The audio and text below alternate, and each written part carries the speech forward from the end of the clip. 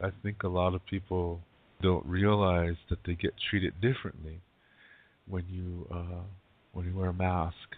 Yeah, it's interesting. Yeah, so like when you, I mean, looking back in our ancient times and you see the warrior societies and how there's in the warrior world there are several different societies and they all focus on a special group.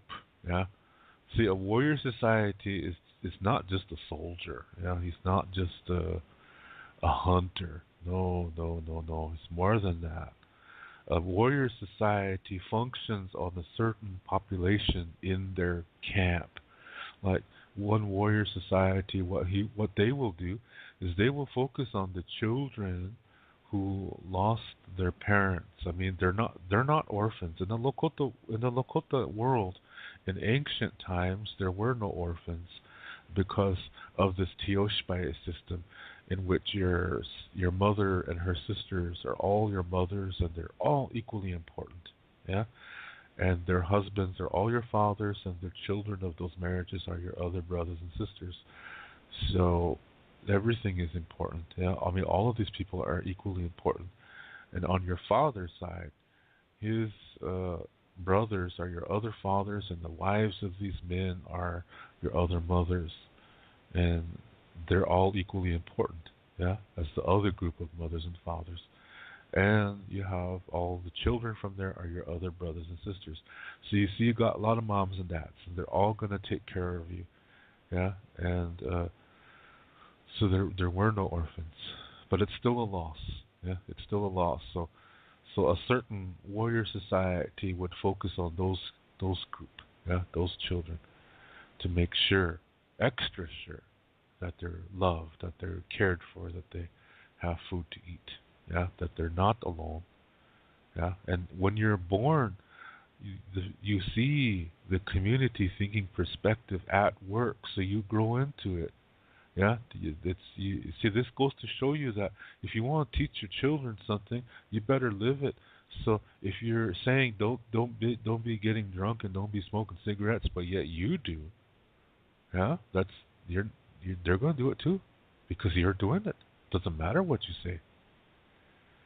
I mean, there'll be some kids who'll do it anyway, even if you are not doing it. But then there's a way to deal with that. That's different. That's something different, yeah.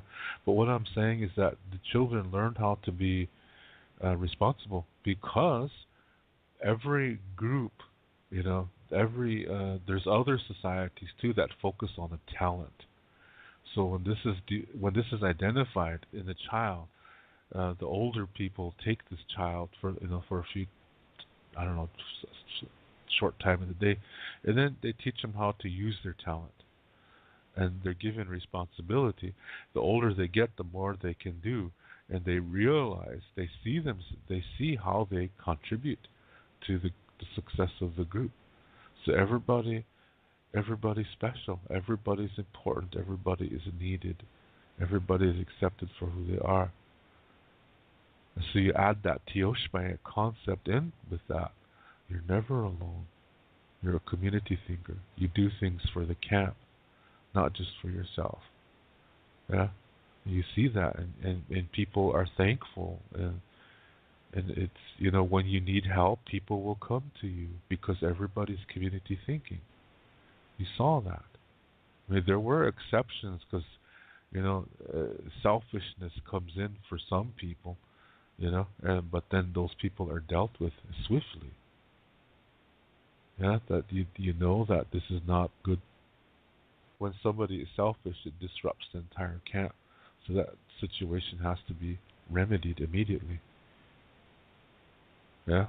So this is when an adult did this, then that adult can be banished from the group, and it worked. Yeah, it worked how the society was. So this is how you seen things. There's always different societies happening, and there might be a warrior society that focuses on the old people. See what I mean? Or the women who've lost their husbands in battle. There are societies that focus on them. Yeah, so there's always a different group that's being warrior societies are focusing on to ensure that they're doing good. Yeah, so it's a psychological thing as well, and to be emotionally healthy. Yeah, so these are the kind of things that used to be. To continue that Tioshbe thing, your mother's brothers are your uncles, and their wives are your aunts, and the children are your cousins. Yeah. Now to your father's side, his sisters are your other aunts, and their husbands are your other uncles, and their children are your other cousins. So, anywho, this is uh, this is how it used to be in the old days. Yeah, and the warrior societies, they dress a certain way. They and when they go into battle or they're going on a hunt, they put certain marks on their horses and themselves. And so it's a kind of a costume. I wouldn't call it a costume, but it kind of is. Yeah. So you get you get seen in a certain way. Yeah. And when you see somebody who has war paint over his face and it looks really fierce, you know, he doesn't realize that. Yeah. Or some people do realize that. Yeah. So it's a communication. How you present yourself to the world is a communication. How you dress is a communication. It's sending out communication, and um, you have to accept the consequences of that communication because you're the one sending it out. I'm saying this in particular to the girls who like to dress up like sluts, and then they say, just because we dress like this doesn't mean, you know, they want to do this. Yeah, just because what these girls are saying is just because we walk around in lingerie, that doesn't mean we want sex. What's lingerie designed for? Is it designed for work in the office so you'll be more efficient? is is it designed for doing brain surgery?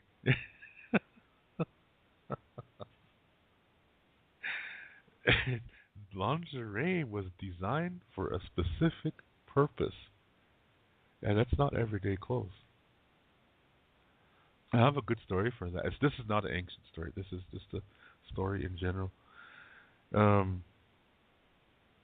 one, let's say, okay, these sluts wanna dress in lingerie and walk around like that all day long. Yeah, and they say they don't want to have sex, but they're going to dress like that. And their argument is that just because they're wearing these clothes, that doesn't mean they want to have sex. That's their argument. Okay, so I'm going to put on a doctor's uniform. Okay, and let's say one of these sluts gets the shit beaten out of her. Let's say she gets gang raped first, and then they beat the crap out of her. Then the other sluts are picking her up, and they bring her. They see me walking down the street in my surgeon clothes, yeah, and I'm carrying a doctor bag. I have a stethoscope around my neck, and I'm looks like I'm coming home from the hospital. Okay, so they come up to me, doctor, doctor, save our friend. She just got gang raped and got her head kicked in pretty bad. Save her, so she dies. So I can look at her and say, well, why the hell should I save her? And they could say, well, because you're a doctor. And just because I'm dressed like a doctor, that doesn't mean I want to doctor people and then let her die. You see what I mean?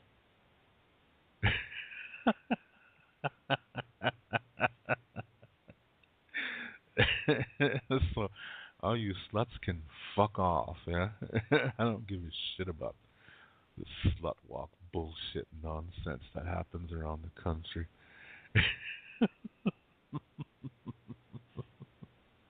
So you see, how you present yourself to the world, you're responsible for that because that's a communication. The way you present yourself to the world is a communication. Even if you're deceiving others, it's still a communication. and that's going to come back to you and kick you in the ass. So if you're wearing clothes in a manner that they were not designed for, that's an unhealthy communication, which is going to come back and kick you in the ass. You see what I mean? So it's really important to understand what is communication. So this is based on Lakota traditions, but it's common sense actually. It's not just Lakota tradition. It's common sense. Yeah. So let's say, and let's go back in ancient time. Okay. Let's say you have a guy. Let's say there's going to be a battle between Crow Indians and Lakota Indians. Okay. So they find out, yeah, that the Crow are coming, so they go out to meet them. And let's say one of the young men, let's say he's a teenage guy, he wants to make himself appear like a warrior called the Kanri Yuha, yeah, from the Kanri Yuha Okola Kichie. This is the this is the fiercest warrior society in our nation. These You don't want to be a member of that because um, you will fight to the death. Yeah, and usually Kanri Yuha warriors are sent up front, and they're going to clear the way. So when they're going to test the enemy, yeah, and they're going to really be fierce. They have a certain way of fighting. Yeah, it's a certain kind of style of fighting that just scares the shit out of the enemies. And so when the Kangi Yuha warrior comes around, if these Indians are enemies and there's just 10 of them, but there's one Kangi Yuha warrior, usually they get out of the way because these guys are so vicious they can kill 10 people really easy. That's their way of fighting. Yeah, that's a Kanri Yuha warrior. So if you're an ally and you see him, it's really good to see because you know you're safe when there's one around. Yeah. So it's a very strict warrior society, but a lot is expected from you. Like for example, if the battle if the Lakota people are starting to lose the battle, the Kanri Yuha warriors, they take it a step up. That they step it up a level, and this allows the Lakota warriors, the other warriors, to retreat and regroup, and develop a different strategy, and then come back. Yeah. So while they're doing that, the Kanri Yuha warriors they carry a sash and a spear, and they put that in the ground, and they tie themselves to that spear, and then they fight to the death. This is a really difficult warrior society to be in, and their fighting is so fierce. They take out a lot of the enemy before they die. And then, like I said, this allows the other Lakota warriors to regroup and develop a different plan, and then they come back. Whoever Kanri Yuha warriors are still alive, they'll retreat to rest next. Yeah, because some of them will die because it's fierce fighting. Yeah, really, really fierce. So let's say you have a battle that's going to happen. Okay, so now the warriors are going out, and there's a teenage guy that he's trying to impress a girl, so he dresses up like a Kanri Yuha warrior. Yeah, because they wear their paint in a certain way, and they wear a certain emblem in their hair. Yeah. So they go out.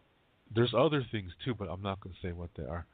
But there's other things they do, and then so let's say he goes out and he's riding among these Kanri Yuha warriors, and everybody moves so fast that they didn't take the time to check out who the hell is this guy. Yeah. Because usually people in the different warrior society groups, they know who their members are. But this is let's say this battle is going to happen in a few minutes, so they're all getting ready, and now let's say it's time to retreat. Let's say the battle is going in the favor of the Crow, so the Lakota warriors have to retreat, and the Kanri Yuha warriors go up front and they take a step up, like I said, yeah, and they start fighting to the death. Now this teenage boy, he doesn't realize that. So let's say when the warriors are retreating, he's retreating too. Then the other warriors just say, "Hey, what the hell are you doing? Yeah, you're Kagiyuha. You're supposed to go over there. See what they're doing? That's what you're supposed to do." And this teenage boy realizes, "Oh crap!" He, for one thing, he doesn't even know their style of fighting because he's not a member of their society, but he's dressed up like it. Yeah, so he has no choice. He's got to go over there and stake himself down and start fighting. He's the first one to die because he doesn't know this way of fighting. See how you present yourself to the world. You're responsible for that because people will see you that way because they don't know because you've got a costume on or regalia or whatever. You know they're going to see, if you're dressing up like that, then you better be prepared for the consequences. And this boy, he dressed up like a Kanji Yuha warrior, but things were happening so fast that they really thought he was a Kanji Yuha warrior. So he had to go fight with him. He ended up dying. He was the first one to die. See, because he fooled every, he tricked everybody. He was trying to be something he wasn't because of the way he dressed. Yeah, so you have to be responsible for that.